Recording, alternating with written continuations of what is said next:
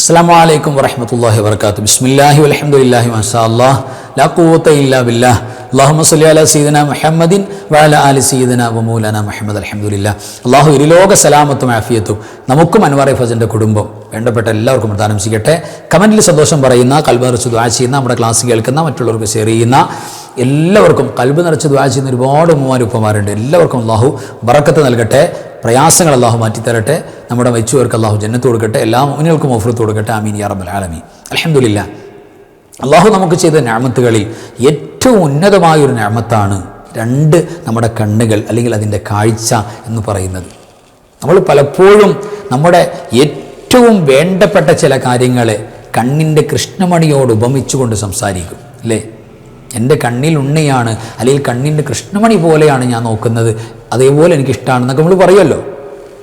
ഏറ്റവും വലുതാണ് കണ്ണുള്ളപ്പോൾ, അല്ലെങ്കിൽ കാഴ്ചയുള്ളപ്പോൾ അതിൻ്റെ വിലയറിയില്ല എന്നും പലപ്പോഴും നമ്മൾ ചില പഴഞ്ചൊല്ലുകൾ പറയാറുണ്ട്. എന്ന് പറഞ്ഞാൽ അത് ഏറ്റവും വിലയുള്ളതാണ്, മൂല്യമുള്ളതാണ്.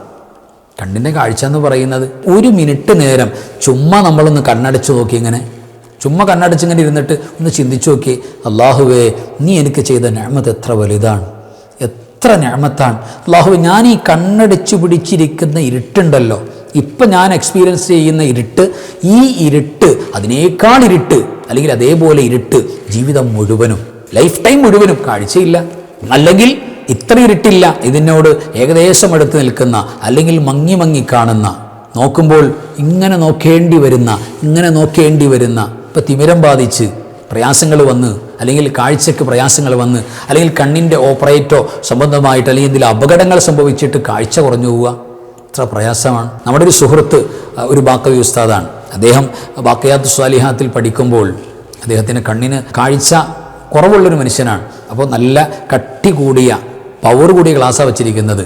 എപ്പോഴും ഉണ്ടാവും, കിടക്കാൻ നേരത്ത് മാത്രം അതിൻ്റെ ഗ്ലാസിൻ്റെ സേഫ്റ്റിക്ക് വേണ്ടി ഒന്ന് അഴിച്ചു വെക്കും. എണീറ്റാൽ പിന്നെ ഉടൻ അത് വേണം. അങ്ങനെ ഒരു ദിവസം അദ്ദേഹത്തിൻ്റെ അനുഭവം പറയുകയാണ്. ഗ്ലാസ് കണ്ണട അദ്ദേഹത്തിൻ്റെ കൈയുടെ എത്തും ദൂരത്ത് കിട്ടിയില്ല, വീട്ടിൽ വെച്ചോ എന്തോ അനുഭവം പറയുകയാണ്.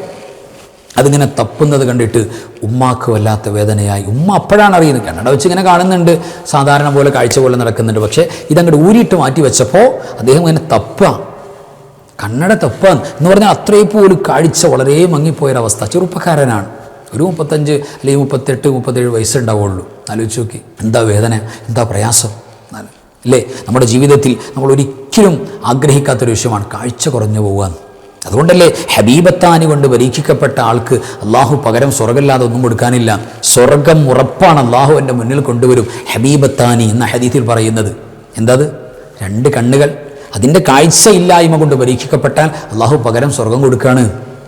കാഴ്ചയില്ലാത്ത ഒരു അന്ധനായ, കണ്ണുപിടിക്കാത്ത ഒരാളെ പ്രായമായതിൻ്റെ പേരിലോ, അല്ലെങ്കിൽ ജന്മനാ കാഴ്ചയില്ലാത്തതിൻ്റെ പേരിലോ അപകടങ്ങൾ സംഭവിച്ച് കണ്ണുപോയ ആരും ആയിക്കോട്ടെ, അവരെ കൈ പിടിച്ചിട്ട് നമ്മളെ ശ്രദ്ധയിൽപ്പെട്ടു, അവിടെ കൈ പിടിച്ചിട്ട് അവർ ടോയ്ലറ്റിലേക്ക് പോകുന്നു, റോഡ് മുറിച്ച് ക്രോസ് ചെയ്യുന്നുണ്ട്, അല്ലെങ്കിൽ അങ്ങോട്ട് പോകുന്നുണ്ട്, ഹോസ്പിറ്റലിൽ വരുന്നുണ്ട്. അപ്പോൾ അവരെ കൈ പിടിച്ചിട്ട് ഒരു 40 ചവിട്ടടി. ആ കണ്ണില്ലാത്ത മനുഷ്യൻ ഏത് കാഫിറും ആകാം, ഏത് മതമില്ലാത്തവനും ആകാം, മുസ്ലിം ആകണമെന്നില്ല. കുരുടനായ അന്ധനായ മനുഷ്യന് കാഴ്ചയില്ല, അയാളെ ഹെൽപ്പ് ചെയ്ത് കൊടുത്തു, അയാളുടെ കൂടെ എത്ര നടന്നു?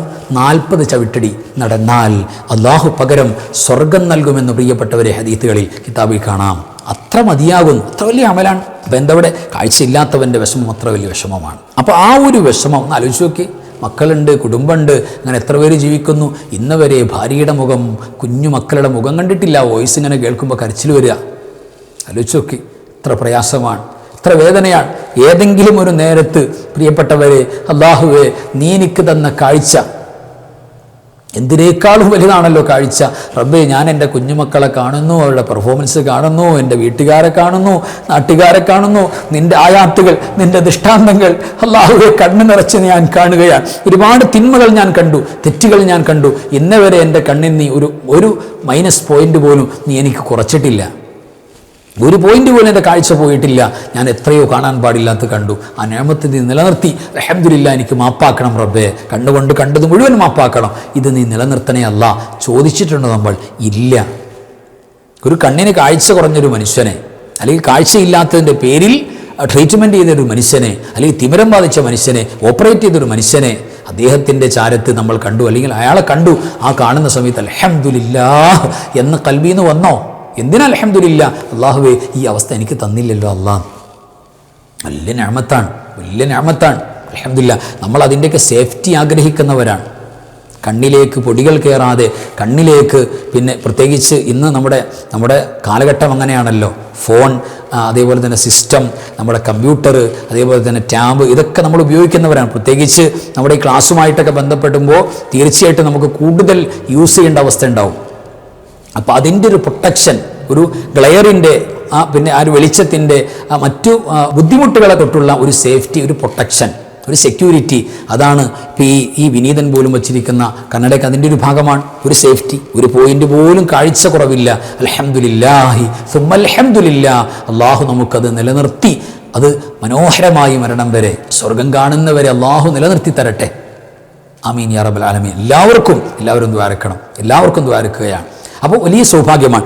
ഈ സൗഭാഗ്യം പ്രിയപ്പെട്ടവരെ നമുക്ക് നിലനിന്ന് കിട്ടാൻ നമ്മുടെ ഭാഗത്തുനിന്ന് ഒരിക്കലും ഇത് മയസായി പോകുന്ന ഒന്നിലേക്ക് പോകാൻ പാടില്ല. അപ്പം ക്രൂശിക്കപ്പെട്ട ശരീരം, കുരിശിൽ തറച്ചിരിക്കുന്ന, അല്ലെങ്കിൽ ശരീരം വികൃതമാക്കപ്പെട്ട, വാട്സപ്പിലൊക്കെ എന്തെല്ലാം പിന്നെ ആക്സിഡൻറ്റുകൾ പറ്റിയ വലിയ അപകടങ്ങൾ, ചില ആളുകൾക്കൊക്കെ അത് കണ്ടു കഴിഞ്ഞാൽ പിന്നെ ആ ദിവസം തന്നെ ആകെ മൂഡ് ഓഫാണ്. ചില മാരകമായ അപകടങ്ങൾ, അതങ്ങനെ തന്നെ, അതിൻ്റെ വിവരങ്ങൾ അല്ലെങ്കിൽ അതിൻ്റെ വീഡിയോ ക്ലിയർ ആയിട്ടില്ല, അവ്യക്തതയുണ്ട് താഴെ അതിൻ്റെ വാർത്തകൾ. ഇതങ്ങനെയല്ല, പച്ചയായിട്ട് അങ്ങനെ തന്നെ പോസ്റ്റ്മോർട്ടം ചെയ്യുന്ന വീഡിയോസ് വരെ പ്രിയപ്പെട്ടവരെ കാണുന്ന തരത്തിൽ എത്ര പ്രയാസമുണ്ട്. അത്തരം ശരീരഭാഗങ്ങളിലേക്കുള്ള നോട്ടം, അപകടങ്ങൾ സംഭവിച്ച് തകർന്ന് തരിപ്പണായി കിടക്കുന്ന അത്തരം ക്രൂശിക്കപ്പെട്ടതിലേക്കുള്ള നോട്ടത്തിന് കിതാബിൽ കാണുന്നുണ്ട്. മഹാന്മാർ ഉദ്ധരിച്ചിട്ടുണ്ട്, അത് കണ്ണിൻ്റെ കാഴ്ചയെ മൈനസാക്കി കളയും, കാഴ്ച കുറച്ച് കളയും. വലിയൊരു വിഷയമാണ്. അപ്പോൾ അങ്ങനെയൊക്കെ ഉണ്ടാവും. അപ്പോൾ അത്തരം അവസ്ഥകളിലേക്ക് നമ്മുടെ കണ്ണുകൾക്ക് നമ്മൾ കാഴ്ച കൊടുക്കാൻ പാടില്ല. പിന്നെ നമ്മളുടെ ജീവിതത്തിൽ കാഴ്ചകൾ വർദ്ധിക്കുന്ന സംഗതികളിലേക്ക് നമ്മൾ ചേരണം. അപ്പോൾ നമുക്ക് വലിയ സന്തോഷമുണ്ടാകും. ഇപ്പോൾ പ്രകൃതിയുടെ പച്ചപ്പ്, നമ്മുടെ മുറ്റത്തേക്ക് നോക്കിയാൽ നല്ല വൃക്ഷങ്ങൾ, നല്ല പച്ച ഇലകൾ കാണാൻ പറ്റും, പച്ചപ്പ് കാണാൻ പറ്റും. അതിലേക്കുള്ള നോട്ടം അത് കണ്ണിൻ്റെ കാഴ്ചയെ റീചാർജ് ചെയ്യുമെന്നാണ്, കാഴ്ച കൂട്ടും. പച്ചപ്പിലേക്കുള്ള നോട്ടം. ഇപ്പോൾ ഹോസ്പിറ്റലിൽ തന്നെ ബെഡിലൊക്കെ വിരിച്ചിരിക്കുന്ന വിരികൾ അധികം ശ്രദ്ധിച്ചിട്ടുണ്ടോ? ഇപ്പോഴൊക്കെ മാറ്റം ഒരു പക്ഷേ വന്ന് കാണായിരിക്കും. ഒരു പച്ച അല്ലേ, അവിടുത്തെ ബെഡ്ഷീറ്റ് പച്ചയായിരിക്കും, പില്ലോ കവർ പച്ചയായിരിക്കും, പിന്നെ ഈ സർജറിയൊക്കെ ചെയ്യുന്ന ആളുകൾ ധരിക്കുന്ന വസ്ത്രം പച്ചയായിരിക്കും, പച്ച ഡ്രസ്സൊക്കെ ഇല്ലേ. അതൊക്കെ എന്താ, കണ്ണിൻ്റെ കാഴ്ചയെ അത് കൂടുതൽ പിന്നെ പവറുള്ളതാക്കും, റീചാർജ് ചെയ്യുമെന്നാണ്.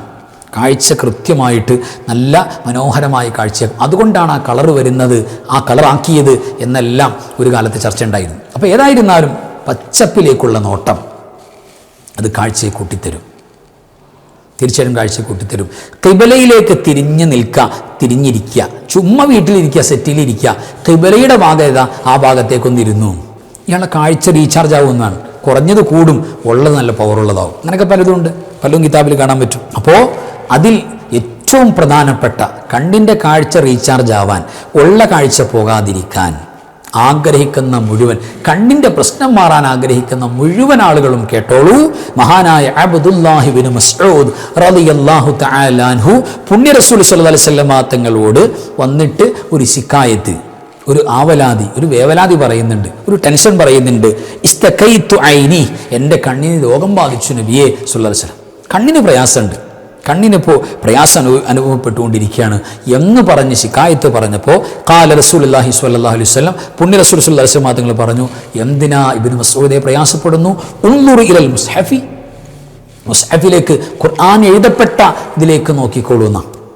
അതാണ് ഉൻദുർ ഇലൽ മുസ്ഹഫ്, ഖുർആൻ എഴുതപ്പെട്ടത്, അതിലേക്കുള്ള ഖുർആനിൻ്റെ എഴുത്തിലേക്ക് നോക്കട്ടെ എന്ന് പുണ്യ റസൂൽ സ്വല്ലല്ലാഹു അലൈഹി വസല്ലം. അത് നമ്മുടെ കണ്ണിന് ചാർജ് കൂടും. കണ്ണിന് ഇച്ചിരി കാഴ്ച കുറവായതുകൊണ്ട് ഖുർആൻ ഓതലില്ല എന്നാ പറയാം, ഖുർആൻ തുറക്കലില്ല, കണ്ണങ്ങനെ പിടിക്കുന്നില്ല. അവർ നിർബന്ധമായിട്ട് ഖുർആൻ തുറക്കണം. കാഴ്ചയുള്ളവരെക്കാൾ കൂടുതൽ ആര് തുറക്കണം? കാഴ്ച കുറഞ്ഞ അല്ലെങ്കിൽ തിമിരം ബാധിച്ച, വെള്ളയെഴുത്ത് ബാധിച്ചവർ ഖുർആൻ തുറക്കണം, മുസ്ഹഫ് തുറക്കണം. ചുമ നോക്കിയാൽ പോരെ, നമുക്ക് ക്ലിയറായിട്ട് നല്ല പെർഫെക്റ്റായി ക്ലിയറായിട്ട് കാണുന്നില്ല.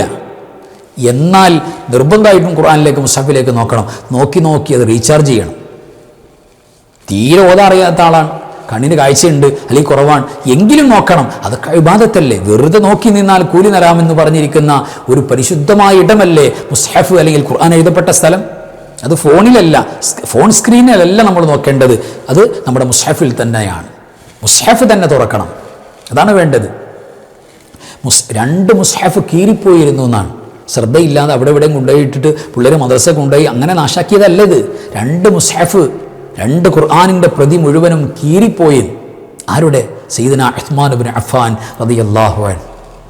ഉസ്മാൻ റളിയല്ലാഹു തആല അൻഹു 3ാമത്തെ ഖലീഫ, മുത്ത് റസൂൽ സ്വല്ലല്ലാഹു അലൈഹി വസല്ലം തങ്ങളുടെ 2 പെൺമക്കൾ വിവാഹം കഴിച്ച ദുന്നൂറൈൻ, 2 പ്രകാശമുള്ള മഹാനായ ഖിലാഫത്തിൻ്റെ വലിയ മഹാനാണ് ഉസ്മാൻ ഇബ്നു അഫ്ഫാൻ റളിയല്ലാഹു തആല. അദ്ദേഹത്തിന് 2 മുസ്ഹഫ്, റസ്മുൽ ഉസ്മാനി എന്നല്ലേ പറയാ, ഉസ്മാനി എഴുത്ത് എന്നാ പറയാ. ഇപ്പോൾ നമ്മുടെ ഈ ഗൾഫ് ലിപികൾ വരുന്ന ആ ഒരു എഴുത്തിന് പറയുന്ന ഉസ്മാൻ റളിയല്ലാഹു തആല അൻഹുവിൻ്റെ എഴുത്തെന്ന് പോലും പറയുന്നുണ്ട്. എന്ന് പറഞ്ഞാൽ ആ ഒരു ശൈലി അടയാളപ്പെടുത്തിയിട്ട്. അപ്പോൾ ഈ ഉസ്മാൻ റളിയല്ലാഹു തആല അൻഹുവിനെ സംബന്ധിച്ചിടത്തോളം 2 മുസ്ഹഫ് കീറിപ്പോയി. എന്താ കീറിപ്പോയെന്നറിയോ? നോക്കി കീറിപ്പോയെന്നാണ്. നോട്ടം കൊണ്ട് ഇങ്ങനെ നോക്കുക. സ്വഹാബികൾ എത്ര തിരക്ക യുദ്ധത്തിന് പോകാണെങ്കിലും ഒന്ന് തുറന്ന് നോക്കിയിട്ട് അതിലൊന്ന് ചുംബിച്ചിട്ട് പോവുക. പരിശുദ്ധമായ ഖുർആനിൻ്റെ അല്ലെങ്കിൽ എഴുതപ്പെട്ടിരിക്കുന്ന എവിടെയാണോ അവിടെ വലിയ ബഹുമാനമാണ്. മാക്സിമം നമ്മൾ ഖുർആനിൽ തന്നെ നോക്കണം, മുസ്ഹഫിൽ തന്നെ നോക്കണം, പരമാവധി ശ്രമിക്കണം. വെറുതെ നോക്കിയാൽ കൂലിയുണ്ട് ആ ഒരു ഭാഗം. അപ്പോൾ കണ്ണിൻ്റെ കാഴ്ചയുടെ പ്രയാസങ്ങൾ അനുഭവിക്കുന്നവർ അല്ലെങ്കിൽ അനുഭവിക്കാതിരിക്കാൻ വേണ്ടി ആഗ്രഹിക്കുന്നവരെല്ലാം ഉന്നൂറിയൽ മുസ്ഹഫ്, മുസ്ഹഫിലേക്ക് നോക്കട്ടെ എന്നാണ്. ഖുർആൻ നോക്കി ഓതുമ്പോൾ ഇപ്പം ഞാനൊരു യാസീൻ ഓതാ 12 ഖത്തം അല്ലെങ്കിൽ 20 ഖത്തം ഓതിയ കൂലി ഒറ്റ യാസീനിൽ കിട്ടും. ശ്രദ്ധിച്ചില്ല? ഒരു യാസീൻ നമ്മൾ പാരായണം ചെയ്യുമ്പോൾ 20 ഖത്തം അല്ലെങ്കിൽ 12 ഖത്തം ഓതി കൂലി കിട്ടുക.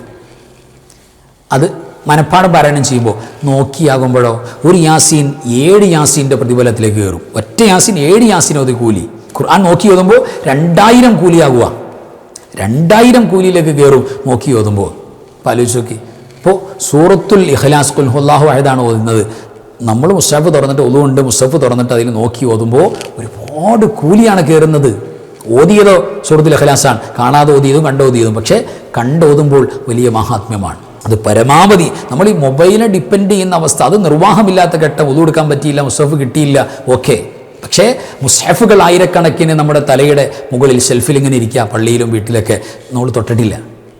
ആ ഒരു വകുപ്പ് പ്രിയപ്പെട്ടവരെ അതിനോടുള്ള പിണക്കമാണ്. അങ്ങനെ ഉണ്ടാകാൻ പാടില്ല. അതൊന്ന് എടുക്കൽ, മുസ്ഹഫ് എടുക്കൽ പുണ്യമാണ്, നെഞ്ചോട് ചേർത്ത് വെക്കൽ പുണ്യമാണ്, ആ മുസ്ഹഫിലേക്ക് നോക്കൽ പുണ്യമാണ്, അതിന് മുത്തം കൊടുക്കൽ പുണ്യമാണ്.